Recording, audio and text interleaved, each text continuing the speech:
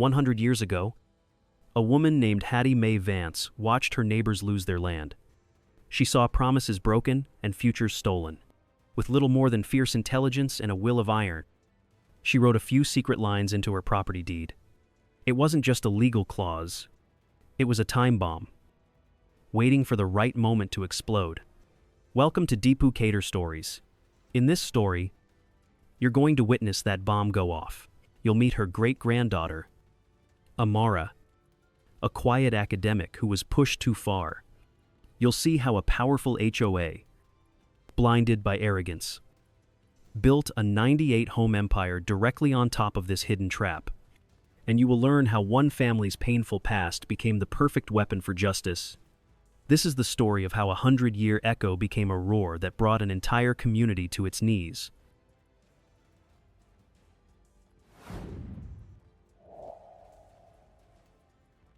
The Proclamation at Willow Creek. The evening air at Willow Creek Preserve was perfect, almost too perfect. It was the kind of air that money could buy, filtered by expensive landscaping and filled with the scent of freshly cut grass. On the grand lawn of the community clubhouse, the anniversary gala was in full swing. White tents glowed softly under strings of golden lights. The clinking of champagne flutes mixed with polite, controlled laughter. This was a celebration of success, a monument to order. At the center of it all, on a podium that looked more like a throne, stood Carolyn Prescott. She was the president of the Homeowners Association, the HOA. To the 98 families of Willow Creek, she was more than a president. She was a queen in her meticulously planned kingdom. Her hair was perfect. Her smile was perfect. Her speech was filled with words like community, value, and vision. The crowd listened. They were good residents.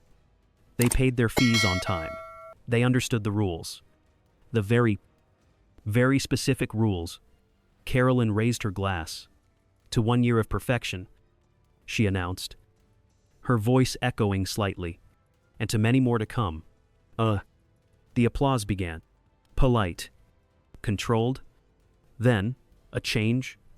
It was not a loud noise. It was a shift in the atmosphere, a ripple in the calm water. A woman was walking from the edge of the lawn. She moved through the crowd, not with aggression, but with a quiet purpose that parted the guests like a ship through still water. She was older, perhaps late 50s.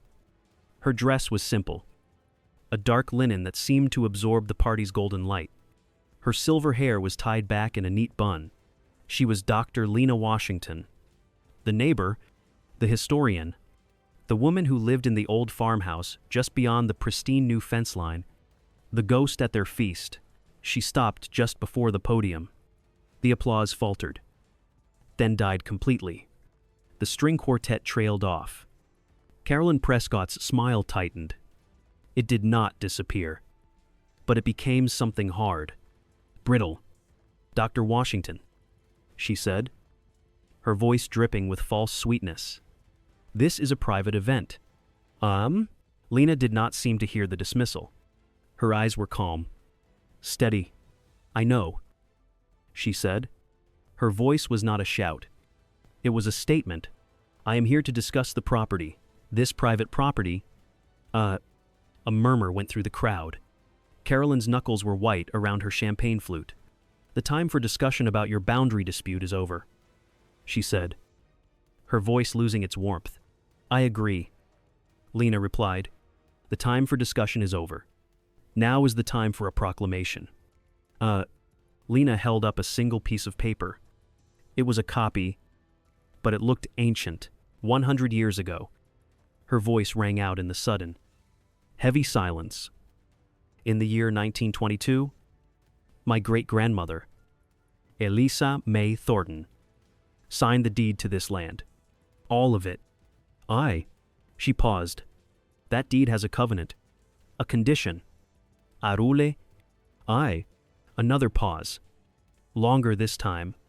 It states that this land was to be used only for agricultural or single-family residential purposes by her direct descendants. Any commercial development, any subdivision for profit sold to third parties. would trigger a reversionary clause. No one moved. Lena's voice dropped, becoming as sharp and clear as glass.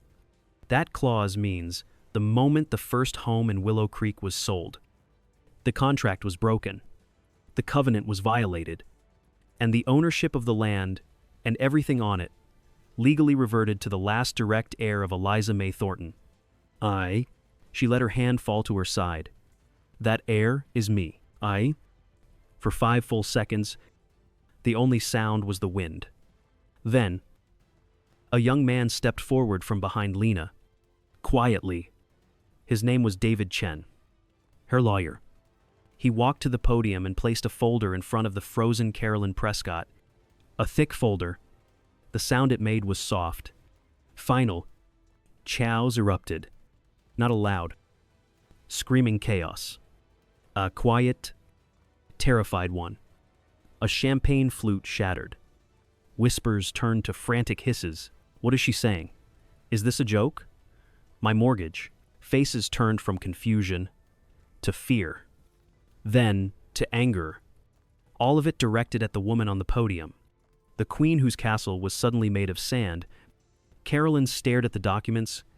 The trap had been sprung. A trap a century in the making. To understand how a few words on yellowed paper could bring down an empire, we must go back.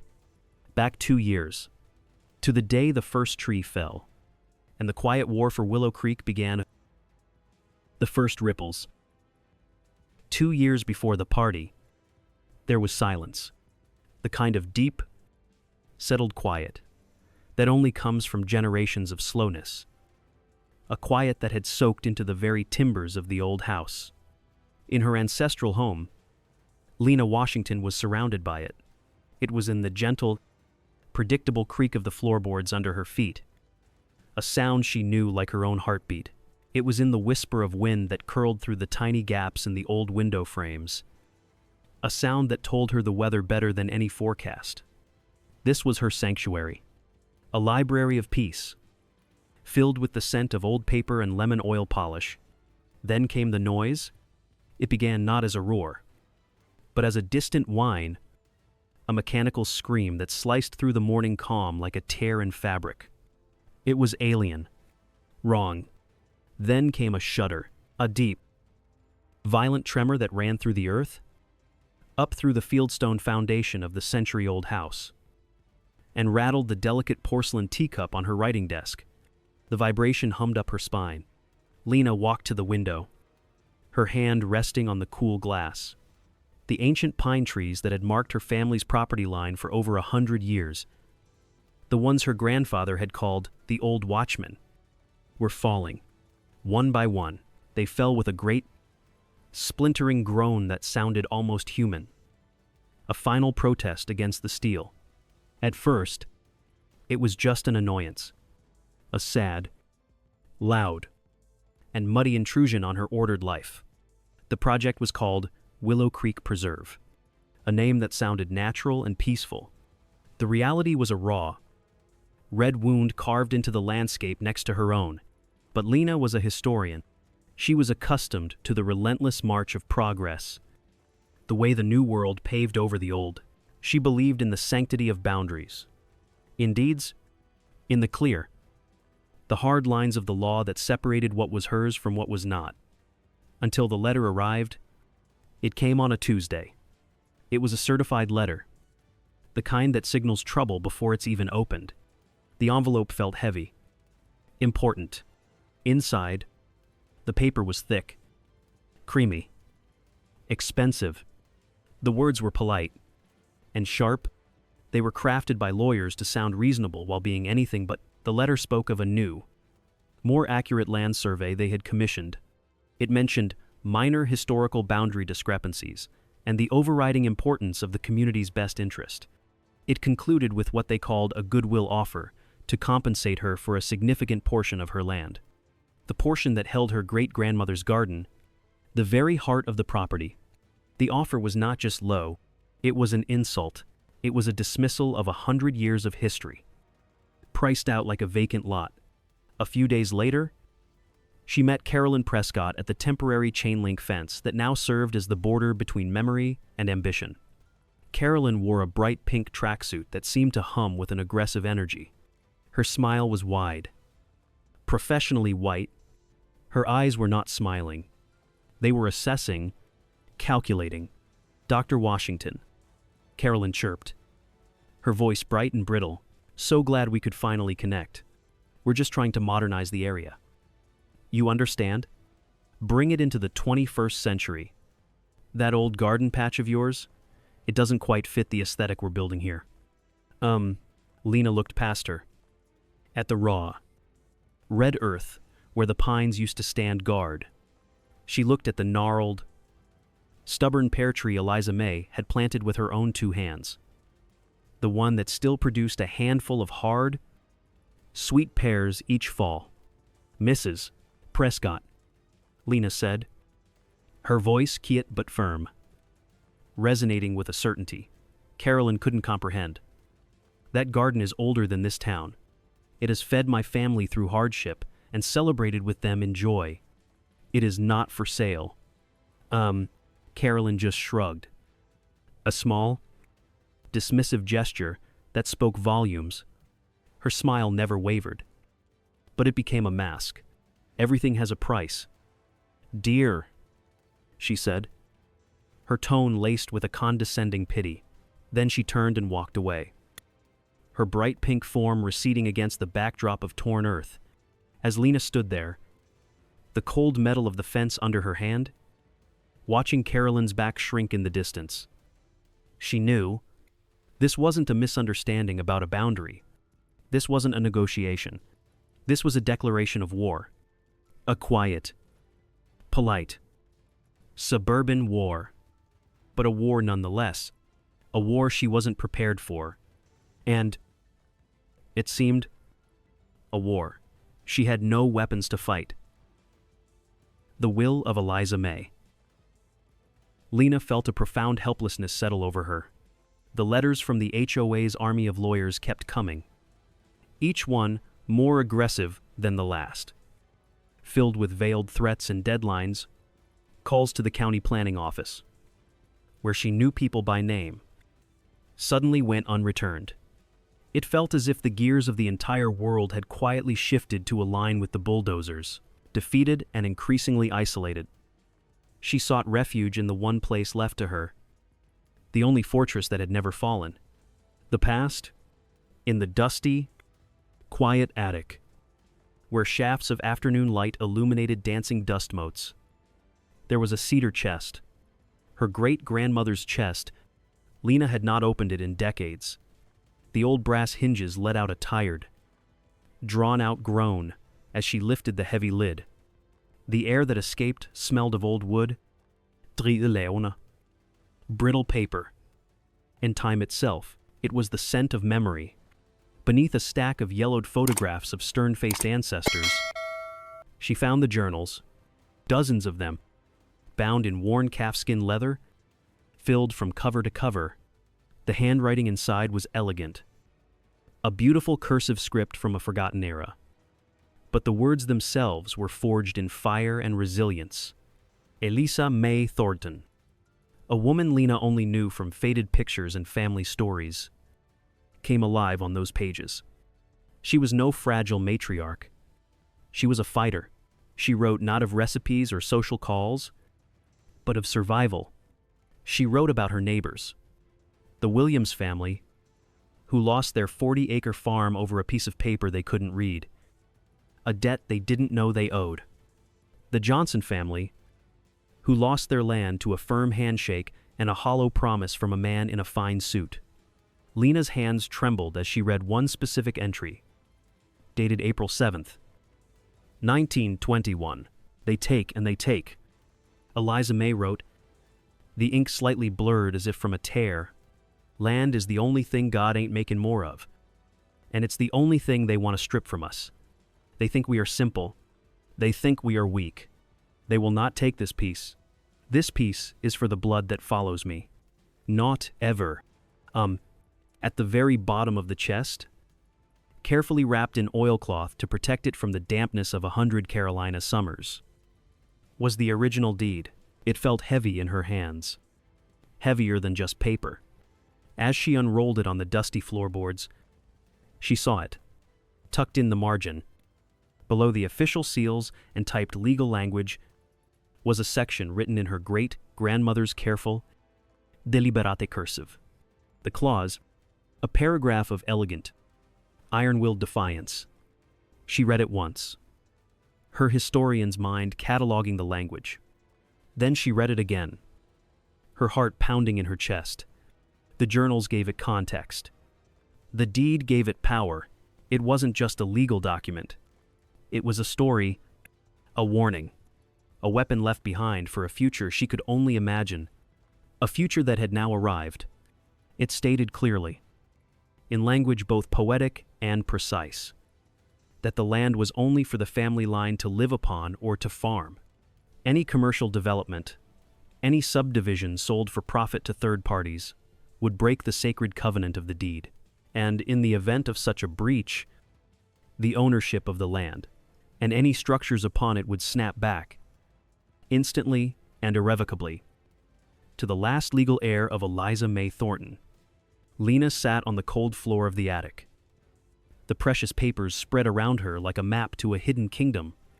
The roar of the machines outside, the sound that had tormented her for weeks, faded away. In its place, she could almost hear a whisper from a century ago, a voice of pain, wisdom, and impossible foresight. She was no longer just a historian protecting a piece of property.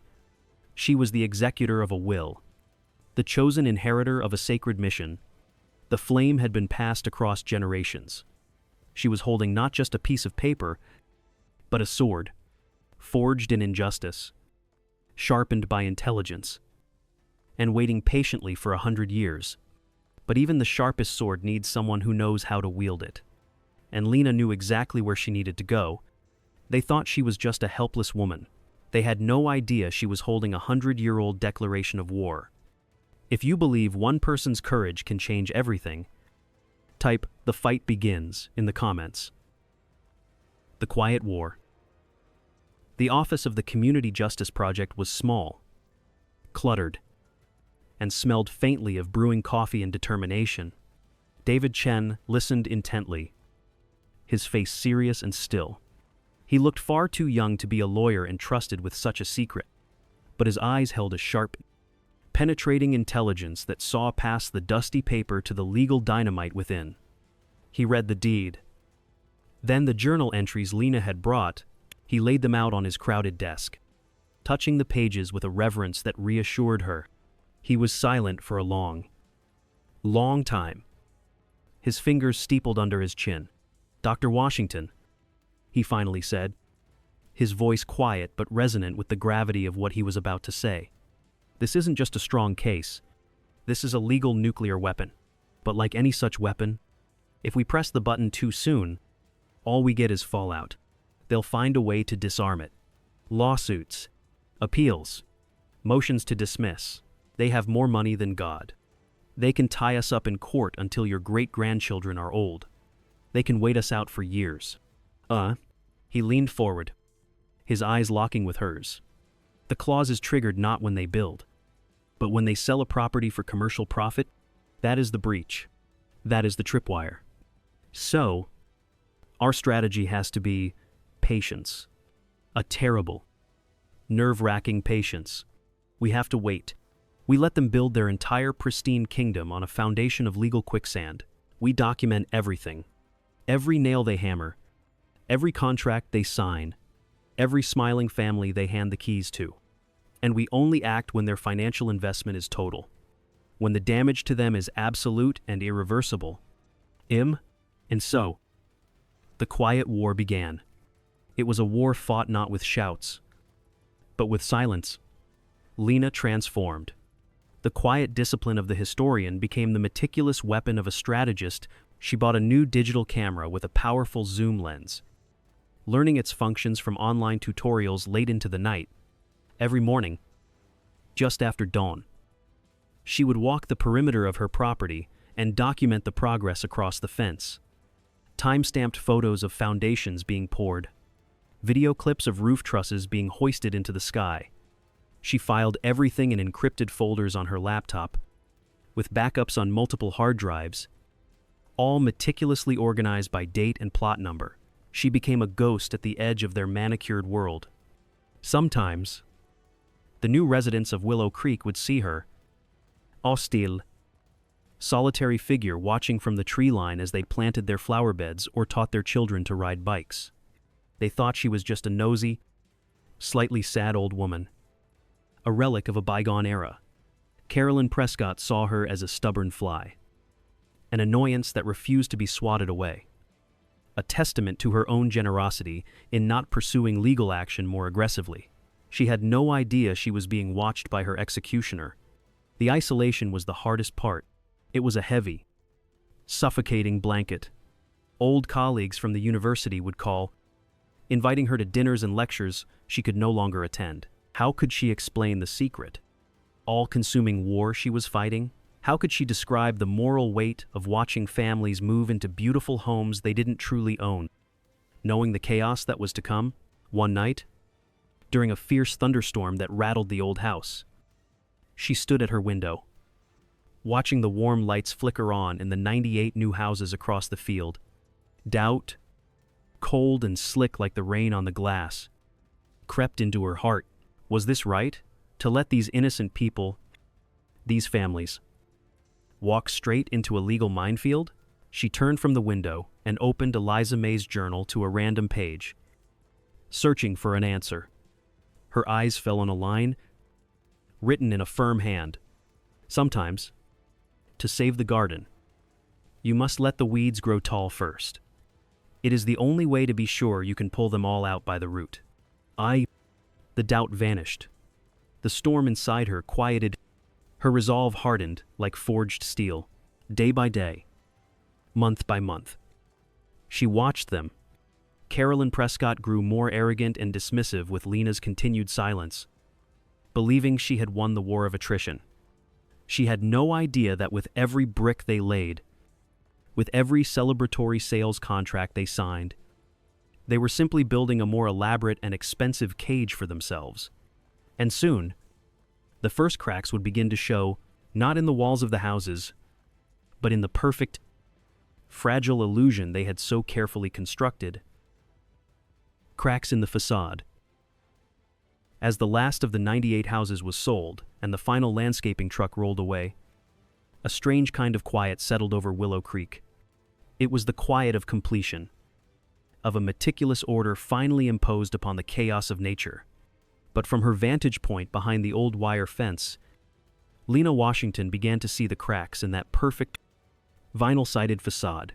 The rules of the Homeowners Association, once just abstract principles in a thick welcome packet, now governed the day-to-day lives of the people across the field, and they were suffocating. Lena watched, and she listened. She would sit on her covered porch in the humid evenings, the fireflies beginning their silent dance, and sometimes overhear conversations drifting from the identical, perfectly spaced patios on the other side. They were conversations that started with hopes and dreams but were now laced with a new kind of suburban anxiety. A low grade, constant stress.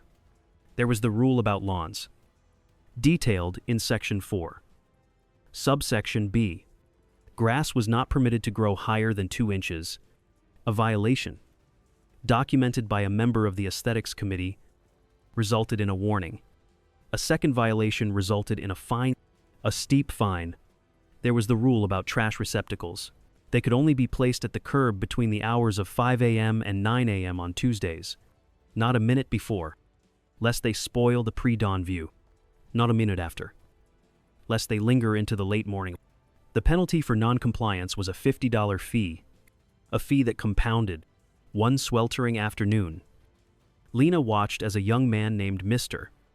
Henderson was meticulously planting a small vegetable garden in a sunny patch of his front yard. Tomato plants, 6 of them, staked with care. He looked proud of his work, wiping sweat from his brow with the back of a dirt-stained hand. 2 days later, A crisp white notice was posted on his door. His garden was deemed aesthetically displeasing and a violation of community landscaping standards. He was ordered to remove it within 48 hours or face a significant penalty, a penalty fee. Lena heard him arguing with his wife later that evening.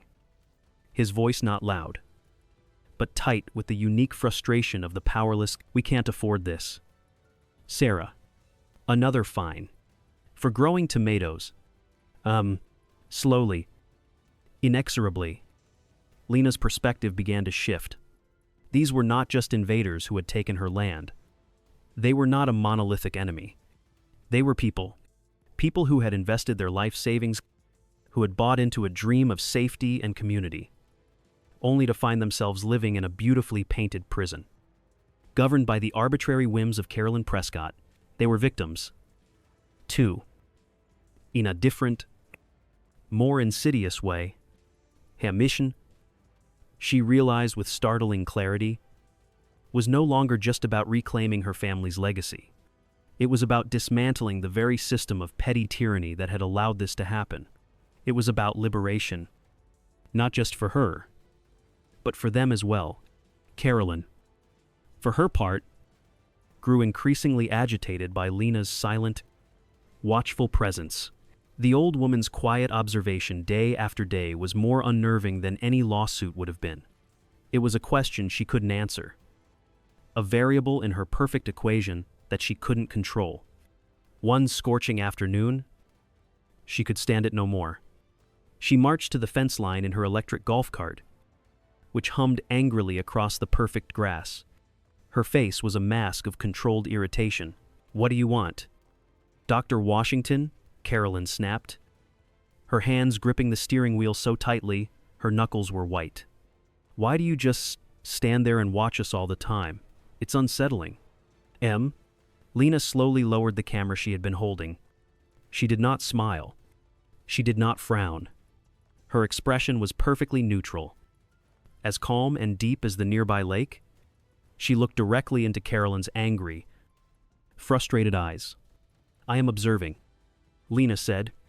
Just that. 3 words. The simplicity and truth of the answer seemed to enrage Carolyn more than any argument could have. It was a statement of fact, devoid of the emotion Carolyn needed to fuel a fight. It made her feel small, watched, judged, flustered, and furious. Carolyn spun the golf cart around with a jerk and sped away, leaving a trail of silent dust.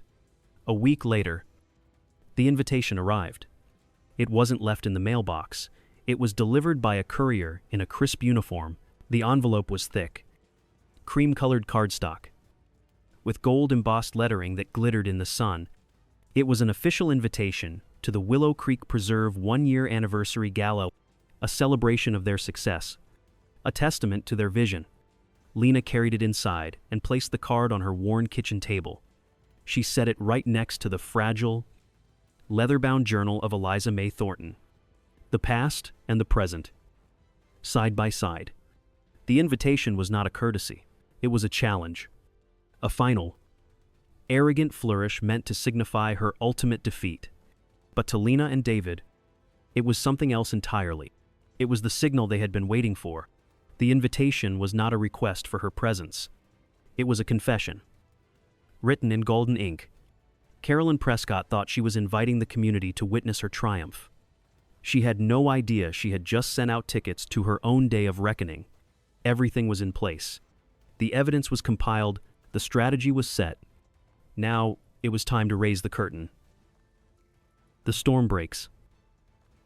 The chaos that erupted on the manicured lawn of Willow Creek was not loud and violent, but quiet and utterly devastating. It was the sound of 98 meticulously constructed realities, shattering all at once. After Lena's finale, damning words, "That air is me," the stunned silence held for a moment longer. A fragile bubble of disbelief. Then it popped. The break was not a roar, but a cascade of panicked whispers that swept through the crowd like a brushfire. Carolyn Prescott, frozen on the podium like a statue of indignation, finally snapped back to life. Her face, which had gone pale with shock, was now flushed with a furious, blotchy red. This was her kingdom. This was her perfectly orchestrated party. This would not be allowed to happen. "This is absurd!" she shrieked into the microphone, her carefully modulated voice cracking into a shrill, ugly sound.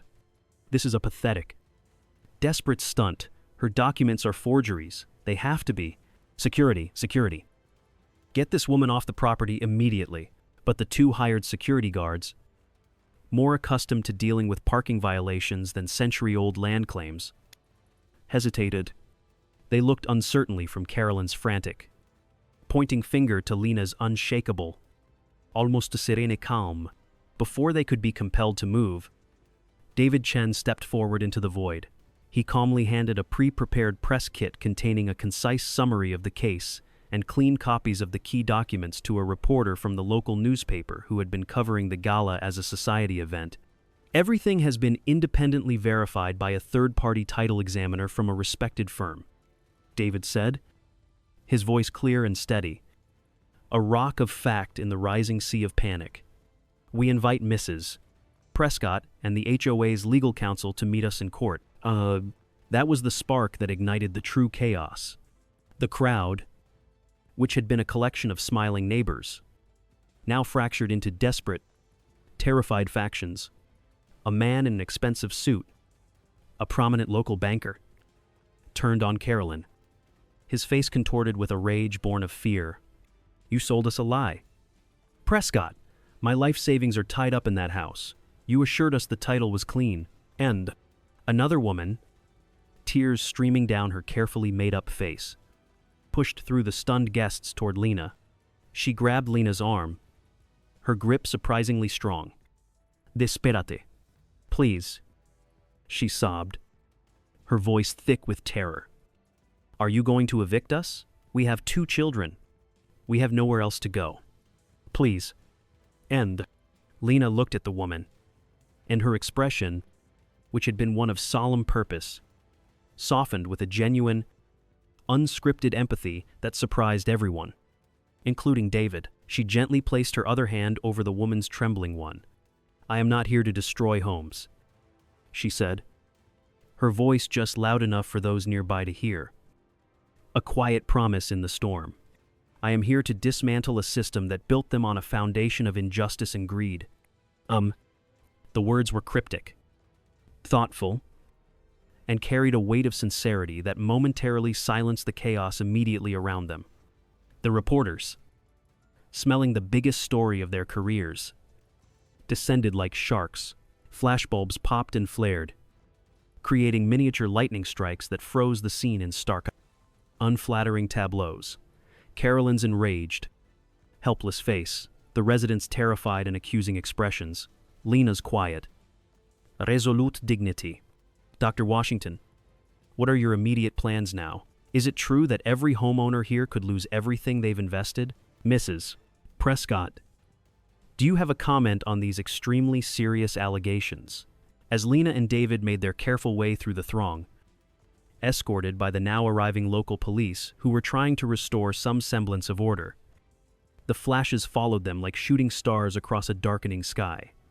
They had lit a fuse. A very long, very old fuse. Carolyn Prescott was left behind. A solitary one, diminished figure standing amidst the wreckage of her perfect party. The champagne was going warm. The string quartet had packed up and fled.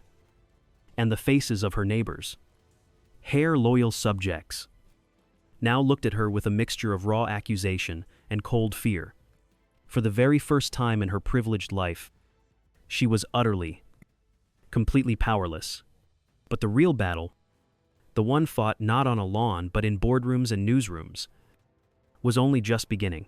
Because as the news alerts began to flash on phones across the state, and then the country, this stopped being a local land dispute. It became a national story, a modern-day fable of justice, history, and a reckoning a century in the making. Negotiations in the shadows. In the weeks that followed, the story of Lena Washington and the Willow Creek Preserve became a media firestorm, a perfect narrative for a divided nation. It was the quiet, dignified black historian with deep roots versus the wealthy, arrogant suburban HOA powered by corporate greed. It had history, it had injustice, and it had a brilliant, 100-year-old legal twist that felt like something out of a novel. News vans became a permanent fixture on the quiet country road outside her farmhouse. The entire development of Willow Creek was frozen in a state of legal and financial limbo. No one could sell their house. No one could refinance a mortgage. The perfect, orderly community had become a perfect, inescapable prison of uncertainty. The parent corporation behind the development, a faceless real estate giant named Pinnacle Holdings, quickly moved to contain the public relations disaster. Their top lawyers, men who operated in the silent, brutally expensive world of corporate damage control, contacted David Chen. They wanted to settle, quietly, and very, very quickly. The first offer came via a sterile conference call. It was delivered in a smooth, confident, baritone voice that was used to getting its way through sheer intimidation. "We have reviewed the preliminary documentation," the voice said, without preamble. "While we believe our legal standing is firm, for the sake of expediency and to avoid protracted litigation for the homeowners, we are prepared to offer your client a settlement of $5 million. In exchange, she will sign over the deed, release all present and future claims, and of course, sign a comprehensive non-disclosure agreement. This all goes away. She can live a very, very comfortable life." David relayed the offer to Lena later that day. They sat in her warm, sunlit kitchen. The same kitchen where Eliza May had once shelled peas and planned her quiet rebellion. $5 million. It was a staggering sum. An abstract number that felt like a dream. More money than Lena had ever imagined possessing. She could endow a history chair at the university, travel the world, restore the old farmhouse to its former glory, never worry about a single bill for the rest of her life. "What do you think?" David asked, his face carefully neutral, giving nothing away. Lena looked out the kitchen window at the silent, beautiful houses across the field. She thought of the young family who had tried to plant tomatoes. She thought of the desperate, crying woman who had grabbed her arm at the party. Most of all, she thought of Eliza May's fierce, protective words, burning with a century-old fire in the pages of her journal. "Tell them no," she said, her voice soft but unwavering. The lawyers at Pinnacle Holdings were stunned into a rare silence. They had assumed this was about money. In their world, it was always about money. They came back a week later, their tone less arrogant, more urgent. A new offer, $10 million. Again, David presented it to her. 10 million. The number felt unreal, like a lottery winning. "Lena," David said softly, his professional role shifting for a moment to that of a concerned friend. "With this amount of money, you could do so much good in the world. Fund scholarships for underprivileged students. Start a foundation in Eliza May's name.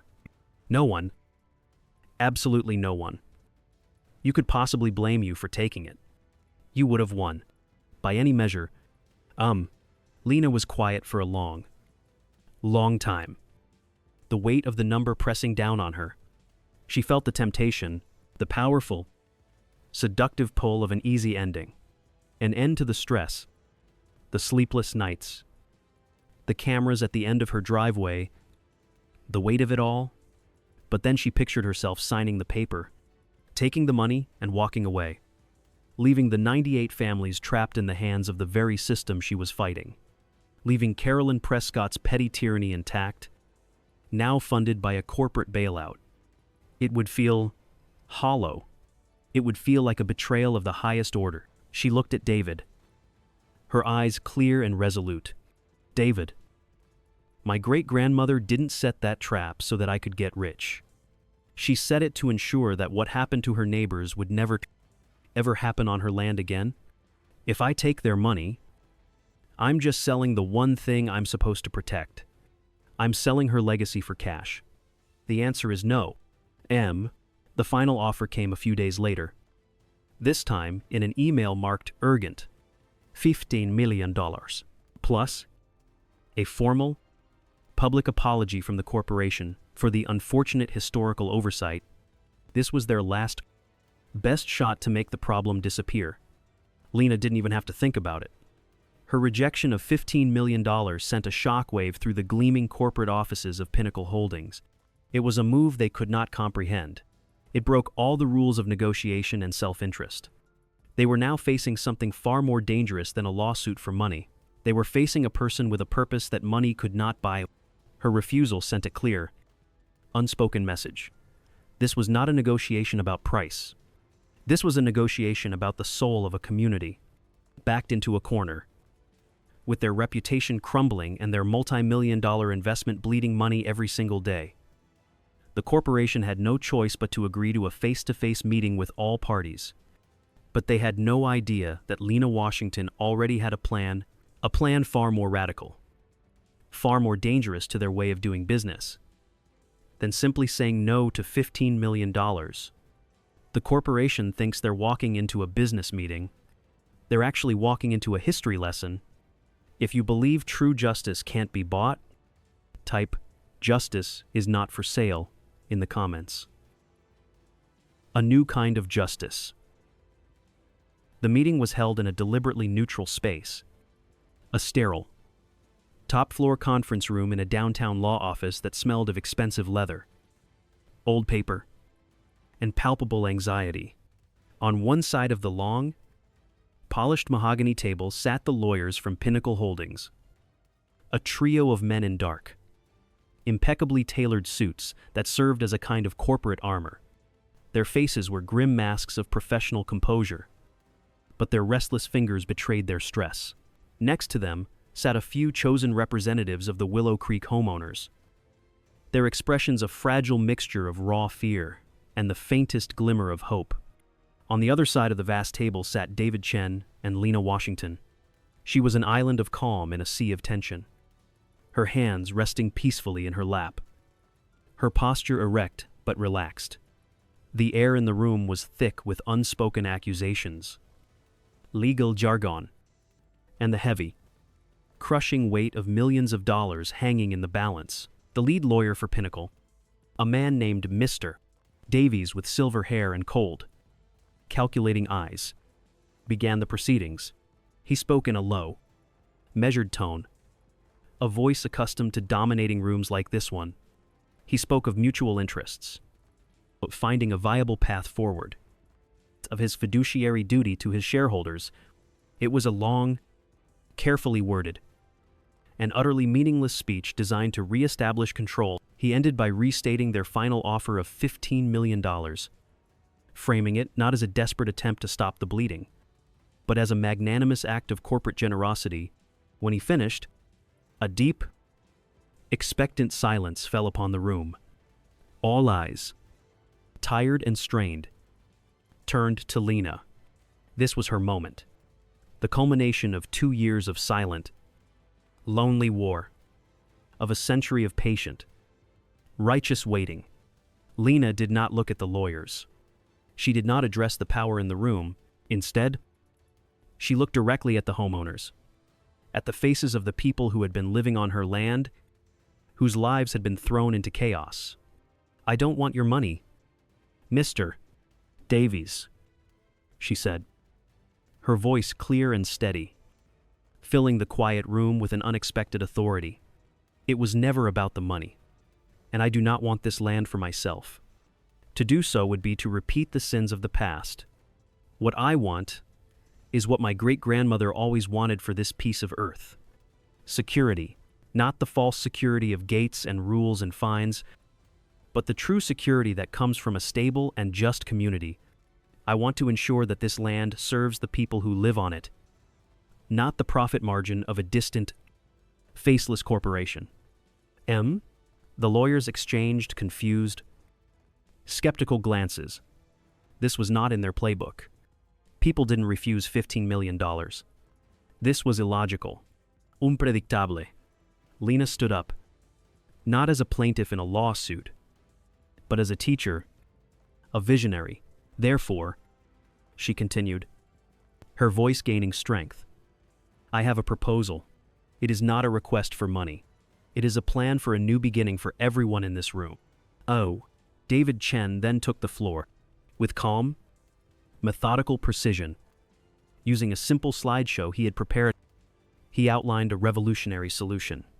A solution that was elegant, fair, and utterly terrifying to the corporate lawyers. It was called a community land trust. He explained the concept in simple, accessible terms.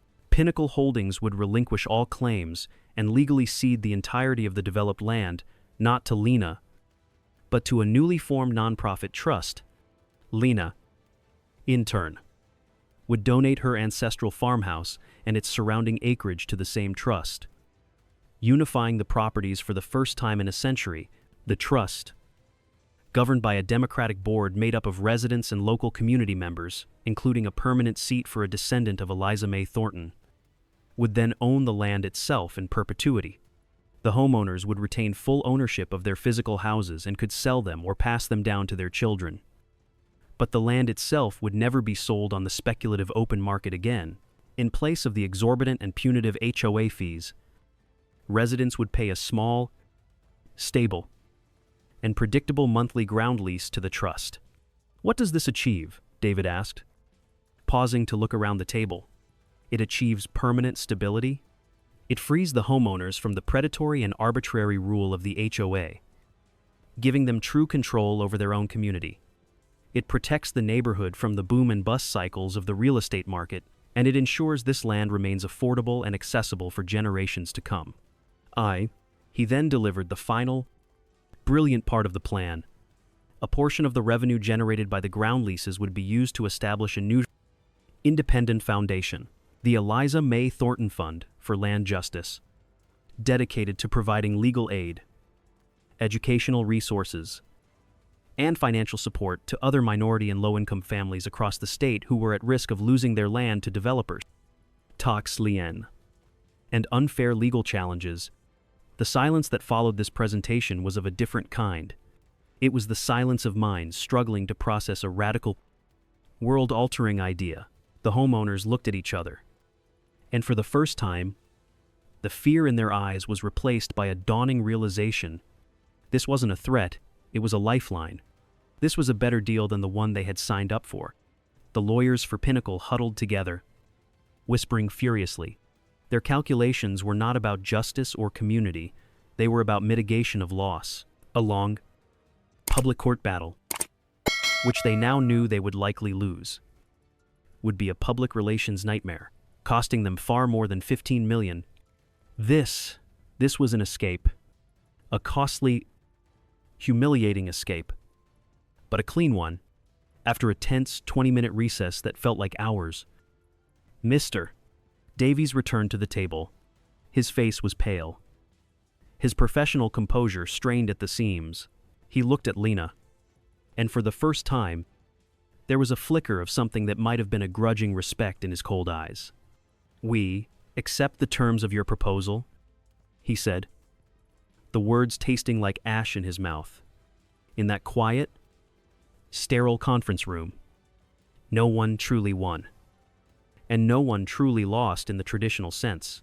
An agreement was forged, not from greed or retribution, but from a radical idea that the wounds of the past could be healed by building a profoundly different, more equitable kind of future. Willow Creek Preserve was dead, but from its ashes, something new, something more resilient, and something far more just was about to be born. The legacy of Eliza May. 1 year later, the late afternoon sun cast a warm the pive. Golden glow over a landscape transformed. The imposing sign that once read Willow Creek Preserve was gone. In its place stood a simple, hand-carved wooden sign that said, Thornton Community. The name felt right. It felt like coming home.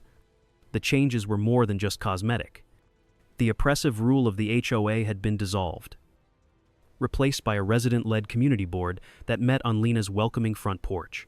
The long list of restrictive covenants had been replaced with a simple charter based on mutual respect and shared responsibility. The atmosphere of anxiety and judgment had lifted, replaced by something that felt remarkably like freedom. Lena Washington, now a revered and active member of the Community Trust's board, walked through the neighborhood. She was no longer a silent observer from across a fence. She was a neighbor. People waved to her from their porches. Mr.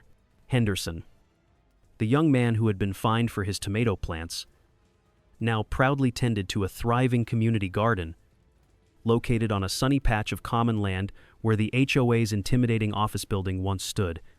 His tomatoes were flourishing. There was a small, free library post near the entrance. Built by residents, the perfectly uniform mailboxes had been replaced by a colorful variety of designs, each one a small expression of individuality. The community was no longer a perfect, sterile product. It was a living, breathing, beautifully imperfect place. A short note in the local paper had mentioned, months ago, that Carolyn Prescott and her husband had sold their house to the trust, as was now required, and moved away quietly. There was no scandal, no public downfall. She simply vanished. A quiet, fitting end for a queen who had lost her kingdom. Lena's walk ended where it always did, in the garden her great-grandmother had planted. It was larger now, expanded into the common area, a shared space for anyone who wanted to feel the soil between their fingers. She knelt down, her knees complaining slightly, to inspect a row of young bean sprouts. A small shadow fell over her. She looked up to see a little girl, perhaps 7 years old, watching her with curious eyes. Her name was Maya, and her family had been one of the first to move into Willow Creek. "What are you doing?" Maya asked. "I'm checking on these little ones," Lena said with a warm smile, "making sure they have what they need to grow strong." My dad says you saved our house," the little girl said. Matter-of-factly, Lena's smile deepened. She reached for a small hand trowel. "Our house was already here," she said gently. "We just needed to fix the foundation." She handed the trowel to Maya. "Would you like to help me?" As Lena showed the little girl how to gently loosen the soil around a tender new plant, she received a text message from David Chen. It was a link to a news article. The Eliza May Thornton Fund for Land Justice had just won its first case, helping a multi-generational black family in a neighboring county fight off a predatory developer and keep their farm. Eliza May's legacy was spreading. It was planting seeds in new ground. Lena put her phone away and looked at Maya, who was carefully patting the earth around the bean sprout. "You see," Lena said softly, more to herself than to the child. "The secret is to give it a firm foundation, so its roots can run deep." And that, she knew, was exactly what Eliza May had done all those years ago. She had provided a foundation for her descendants, not one of brick or mortar, but one of wisdom, resilience, and an unshakable love for this small piece of earth. Her trap, in the end, was not meant to capture an enemy. It was meant to set everyone free. And here, on this land, under the warm Carolina sun, the new seeds of a more just community were finally, truly, beginning to take root. The legacy of Hattie Mae Vance reminds us that history is never truly in the past. It lives in the soil beneath our feet and in the quiet courage passed down through generations. Amara's victory wasn't in the houses she gained, but in the community she chose to build, one founded on justice, not just rules. I'm curious to know what part of this story stayed with you the most. Please feel free to share your reflections in the comments. If you enjoy exploring the deeper meanings in stories like this, I hope you'll subscribe to Deepucator Stories. Thank you for being a wonderful listening companion. Until next time.